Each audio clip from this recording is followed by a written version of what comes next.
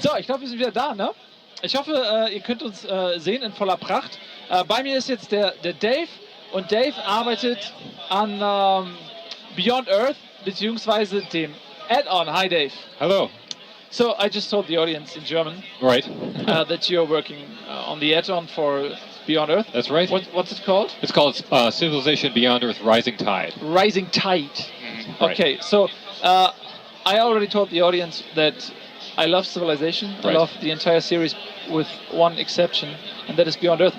It's not that I don't love it, it's I never played it. Right. And I'm sorry for that. I always wanted to play it. I was really looking forward, but I never had the time. I'm very disappointed. Yeah, me too.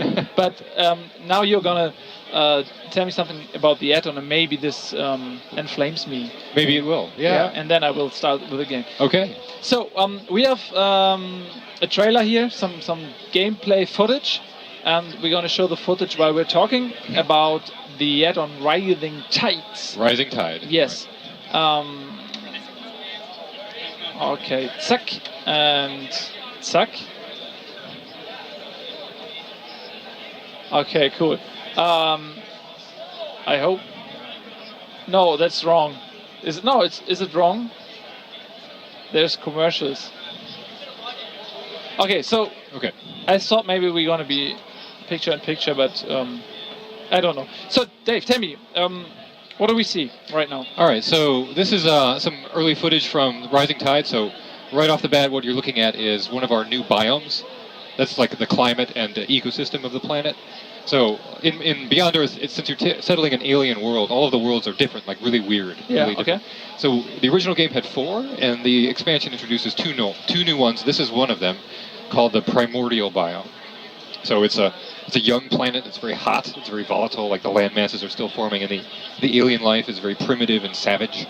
So we're jumping here also into one of the big new features of the expansion, which is a whole new diplomacy system. And we're looking at one of our new leaders that we're introducing, Arshia Kish, who's the leader of Al-Falah, which is a Middle Eastern faction. So the base game had eight regular sponsors, and the expansion introduces 4 new ones. Al-Falah is the one that we've announced and we're talking about right now. So this is Arshia, she's the leader.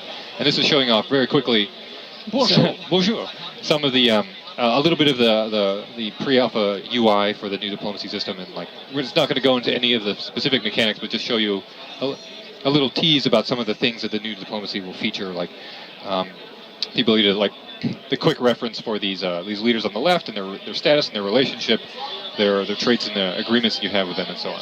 So back to the world. This is a new biome. In the expansion, the biomes actually are gameplay significant. In the original game, they were just kind of they were art. They were window dressing. Like the planets looked different but played the same. In the expansion, they play different. They play very differently. Okay. The other really big new deal for the expansion is aquatic gameplay. So as you can see, the oceans are semi-transparent. There's all this rich terrain underneath. There's all these weird things. There's resources and creatures and stuff to do. So the water gameplay is completely opened up. It's a complete feature parity and then some with the land. So you can play a whole game of Civilization Beyond Earth only at sea with just oceanic cities and just navies. Do you have water planets? Yes, we have like maps that are entirely water worlds. Okay. Yes, we do. And you can play. Of the 4 new factions, 2 of them are sort of have aquatic emphasis, but you can play any faction from the base game or the new game with a water start if you set the right game settings, if you want to. This is another new feature, the artifact system. So your explorers and your people out there finding things about the alien world. Now you find these specific objects, these relics or strange devices or weird alien organisms that give you a lot of backstory about the world, that give you really unique benefits if you combine them in interesting ways. So what we're seeing here is they're setting up a colony attempt at sea. There's an aquatic colonist there that's looking for a place to settle, but there's this infestation, this alien creature life form that's in the way. It's called a hydrocoral. They are like barbarians.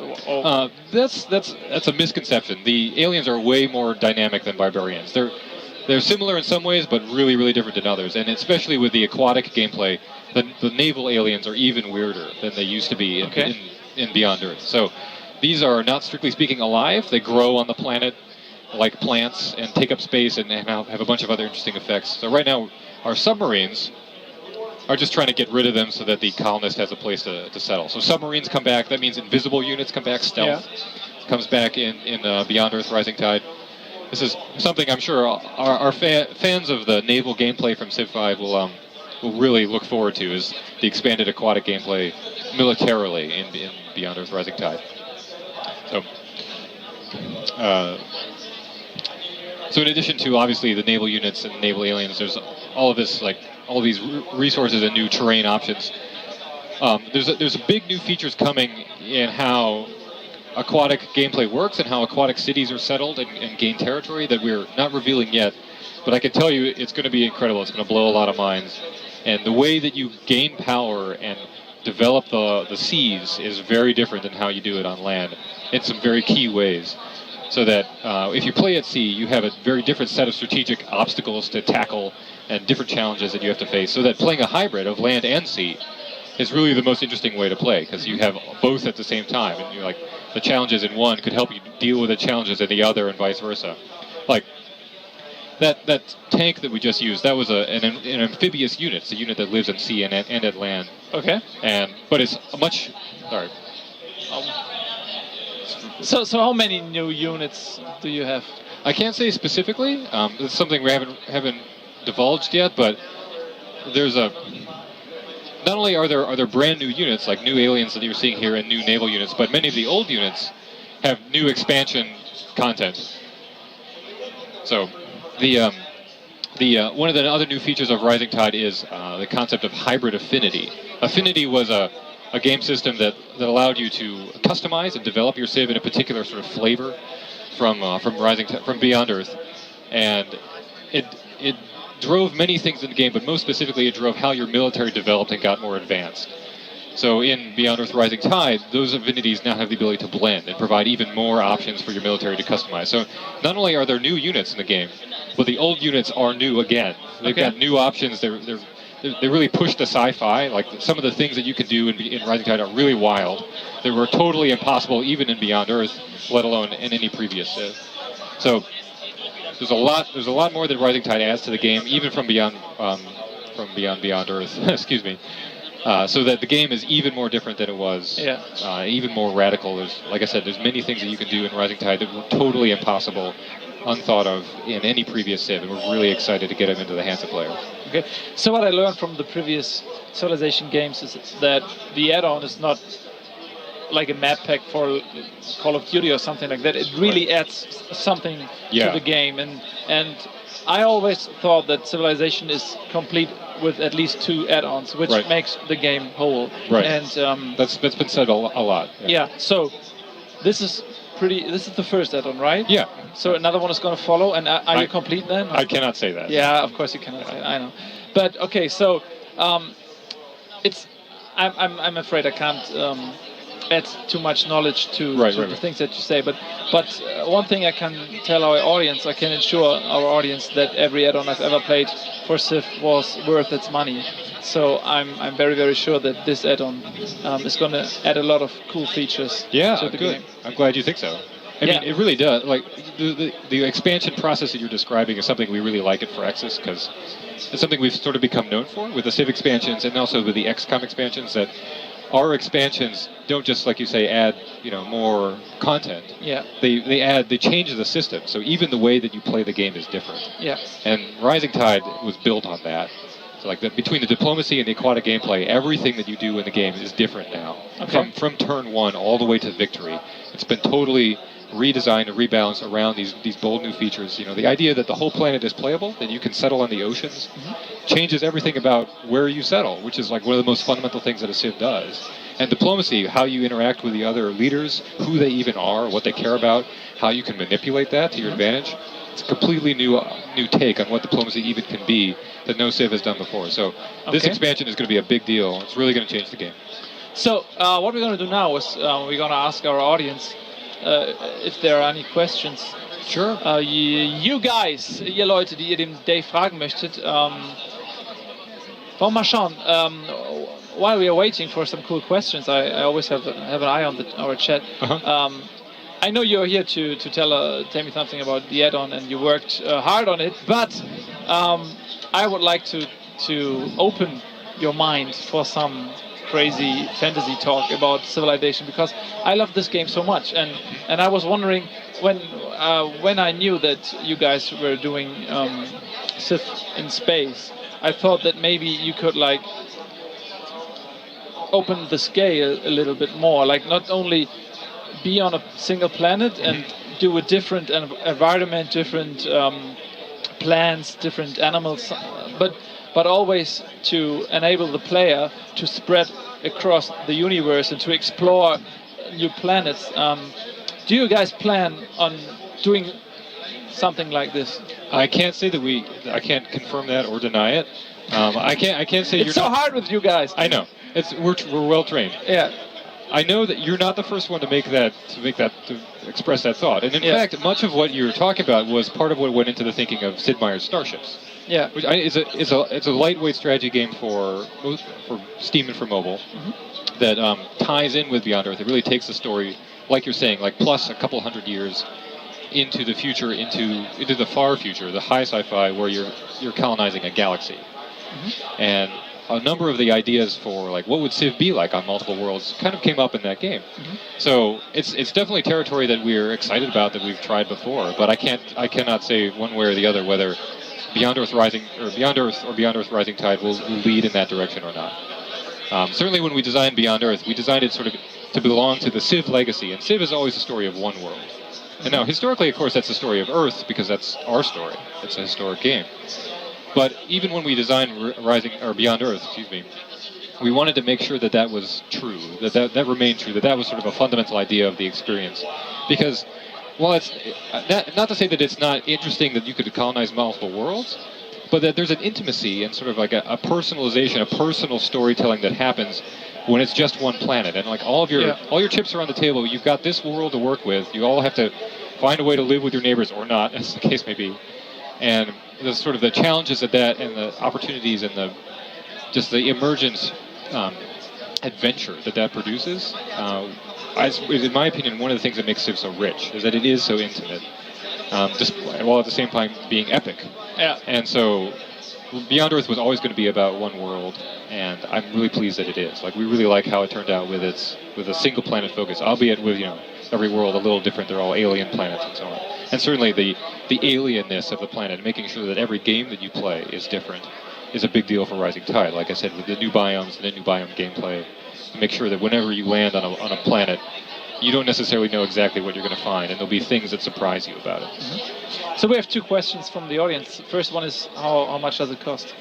I think the price point is $29.99.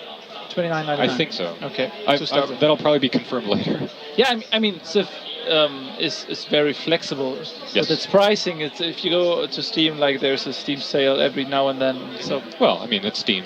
Every game on Steam goes through that. Yeah. But this is the price to start with. Also $30 ungefähr. Das sind 60 Euro, sind 120 Mark. Next question is from Mardu. Are there any new Affinity resources? I think you mean strategic resources? Yeah, no. Maybe. I don't know. This is... Right. No, the core, I think you're talking about Firaxite, Xenomass, and Floatstone. Those remain, as do the three sort of terrestrial strategics, petroleum, titanium, and geothermal. But with aquatic gameplay, the distribution, the way that they're balanced, the way that they're used is very different. And certainly the number of buildings, units, and wonders that consume them, and in interesting ways, is very different too. Like, because of the hybrid Affinity edition, there are many things that require more than one, or sometimes all three. And so while the quantity and style of the strategic resources is not more, the ways in which they matter to your gameplay has been rebalanced and redesigned. Okay, So, next question was, I forgot the name, but I read it. Are there going to be nukes? Are there going to be nukes? That's an interesting question. No, strictly speaking. There are new things you can do that are very powerful. I won't call them nukes. They aren't called nukes. But you'll be intrigued to find the really powerful weapons that you can acquire in this game, I guess you could say. Okay. I'll be cagey about that. We're not divulging more than just like there's new content, so there's new buildings, new wonders, new units, and some of them are very powerful military units that are going to be fun to play with. Is there any equivalent to Gandhi?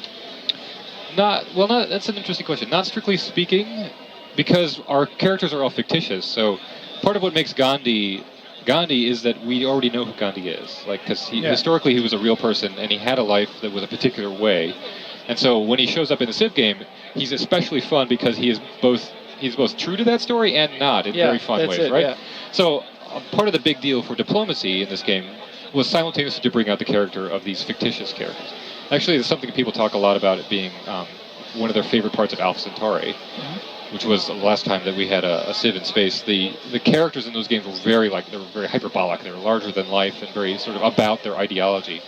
And while what we tried to do in Beyond Earth was make characters more fluid, so they develop over the course of the game in response to their circumstances, and that's part of the fun. Like, you kind of grow into the character that you want to be. You don't have to be one way. Rising Tide maintains that idea, but it gives you many more tools to do it, and it makes the AI's process of doing that, like the people that you play against, much more predictable, much more sort of sensible, and much stronger. Like, their character's a lot bolder than it used to be, so you can read them within the context of any one game of who they are. So in that sense, you could play against a Gandhi character, and there's several of our leaders who could be very Gandhi-ish. But there's not going to be one who's always going to be Gandhi, and you'll definitely have to play them every time to see how they're going to turn out. Okay. Trooper 2112 asks, is there going to be a parasite race like the Zergs from StarCraft that you can play in future? A parasite race? That's a curious idea. No, all of the races that you play are human-oriented. So even the hybrid affinities. Humans can be parasites too. Yeah, even the hybrid affinities, they're not just averages of the core affinity idea, because they have their different ways of solving the problem, like join with a planet, become robots, or avoid it all and stay human. The three hybrids have different answers to those. None of them are what I would call a Zerg, but they can take on Zerg-like tendencies in the ways that they use the resources of the world, or how they maintain a military and what that military is designed to do. And there's also expanded opportunities to interact and I would say manipulate or co-opt the alien life on the world that makes the aliens much more powerful tool in your toolbox as a player. In the past, the aliens have been usually something that you can fold into your strategy late game as a Harmony player if you try. But in Rising Tide, they can become part of your strategy much earlier in a much more dramatic way, so that you can really play an alien-focused game. And that's very exciting. Like, it's really cool to try that. I found a very, very interesting question, because when I saw Microsoft's press conference the other day, they had the HoloLens and they played it with Minecraft. So Fantasy Star wants to know, is it an option for you guys to play Civ with HoloLens? It could be. I can't say that we're exploring any particular technology other than PC for, and Mac eventually, Mac and Linux for Rising Tide. But we're always excited about new places to take our games, wherever that makes sense, really. So if the HoloLens ends up being a good fit for a Civ game, I'll be really excited to try it on there and see what we can do. All right, so before you came, and we were told that you're going to be here and we are going to talk about the add-on for Civilization, I was brainstorming with my colleague, and we were talking, if you combine two really cool games into one really cool game, like they get a child, and what is this child going to be? We talked about, let's combine Civilization with Mass Effect. Okay. Okay, let's think it in. Okay.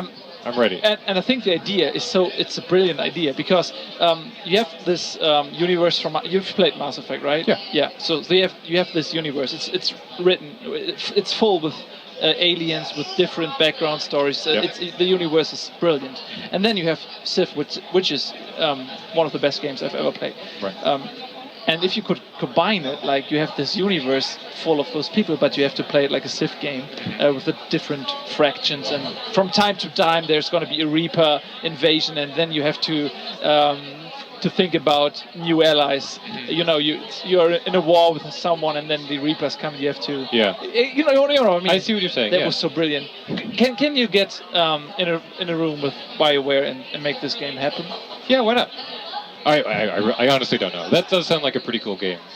But is it do you like? I mean, you're working on games like this. Is brilliant. So do you have fantasies like this from time to time that you think I would like to do it that way? Oh, sure. I mean, well, game developers, we have no shortage of ideas, and that's all actually sometimes kind of the problem. Is like, what if we did this, this, and this, and like that would be amazing, and then a producer or somebody will say, well, yeah, it would take 8 years and 200 people, and you know, we could do this instead. So I mean, always there are compromises, and sometimes ideas, no matter how cool, have to stay on the shelf. But a game like you're describing would be, I think, a really cool game. And you know, if Beyond Earth has a future beyond Rising Tide, it would be. There are so many possibilities for the ways in which it could become a much more dramatic, like you're saying, like a universe-spanning, kind of awe-inspiring game, full of all of these strange ideas and crazy things like this alien races with the Reapers and stuff like that. You know, leaving aside the Mass Effect universe, even a fictitious one, there's no shortage of fun richness to be found in sort of the world of sci-fi, and we put as much of it as we could into Beyond Earth, and then even more into Rising Tide. But whatever happens after this, I honestly can't say, but I hope something cool like that.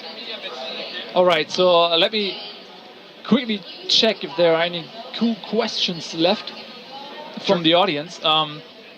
Someone is concerned that you guys are going to steal my idea, but this is okay for me. You can steal the idea because I'm not interested in money. I'm interested in the game. So will you publicly disavow ownership of the idea?